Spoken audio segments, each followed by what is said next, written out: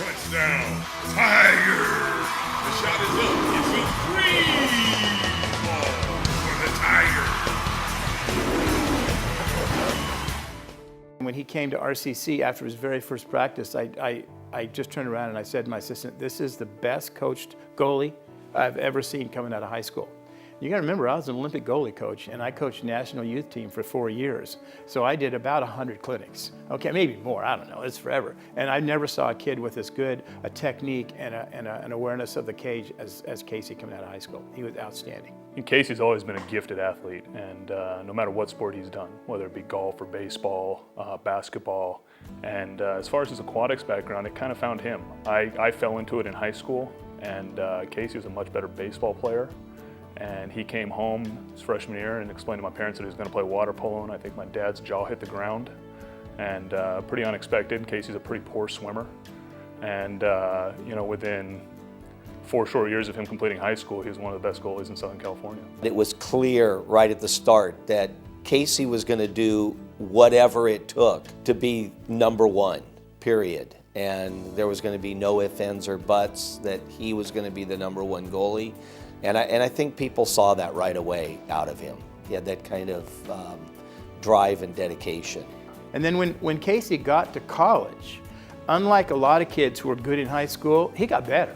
I mean, it was like, oh, you guys shoot harder and you shoot faster? Well, that's great, because I can block anything you got. And he just got in there, and he wasn't arrogant, but he was very confident, and he was really excellent. He made All-American, she made Christmas, all 4 years. All 4 sports. Twice in swimming, twice in water polo, he made All-American. Casey was a hard worker. When he got in the pool, he did what was asked of him. You know, wasn't blindly following the coach, whatever he said, but you could tell he respected the coaches, listened to what the coaches said, tried to put in that practice. And, you know, especially looking at some of the athletes today, it's very refreshing to remember back to someone like that in the pool. You know, it was pretty neat to see him break the records and become the single season save record holder, and as well as the career save record holder for the college. And he almost broke the career record in his first year. So he pretty much annihilated and smashed the record. So I think that kind of collectively speaks to the way he played the game. Dave Almquist is the reason he came to RCC. And Casey actually had guaranteed acceptance to quite a few schools based on his academics. He was almost a straight A student all through high school.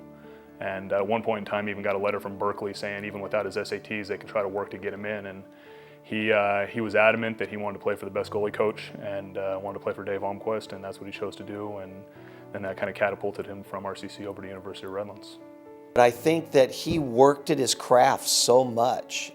He put so much into it. He wanted to be the greatest that he could be. And he really worked at it. He was a hard worker, and I really think there, you know, something that he had inside, something that he was probably, you know, raised with. His parents instilled into him, growing up, you know, with a brother who was in the sport. That he was going to work hard and be better at this and be better than the next guy.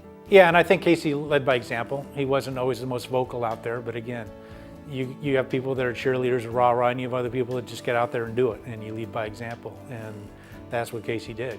When he was in swim practice, he was a swimmer, and he was going to do what was there, and the people around him better keep up.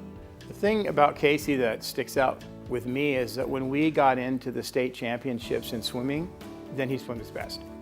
It would be like, just click it off, it's going to be the best time he's gone all year. I don't know how much faster, but he's going to do his best. I think he just makes me proud in general, you know, and probably something I don't say often enough to him, but he's always been a really hard worker and done it with a great amount of dignity and respect and done it all the right way.